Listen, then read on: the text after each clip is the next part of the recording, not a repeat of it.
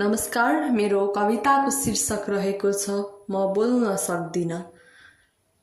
मनमा शब्दहरू उम्लिन्छन्, जिब्रोमा पुग्दा रोकिन्छन्। कति कुरा भित्रै मर्छन्, मौनतामा अर्थ खोजिन्छन्।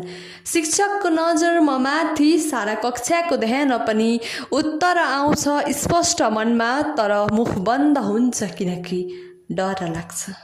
हाँसो उठ्ला कि गल्ती बोले भने के होला कि, अरूसँग होइन यो युद्ध, आफैसँग चल्दैछ सङ्घर्ष। मन भन्छ बोल, डर भन्छ रोक, दुई आवाज बीच म बन्छु निशब्द। तर म हार्दिन यो पलमा, आफ्नै मौनतामा साहस खोज्छु।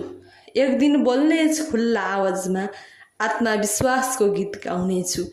एक दिन बोल्नेछु खुल्ला आवाजमा, आत्मविश्वासको गीत गाउनेछु।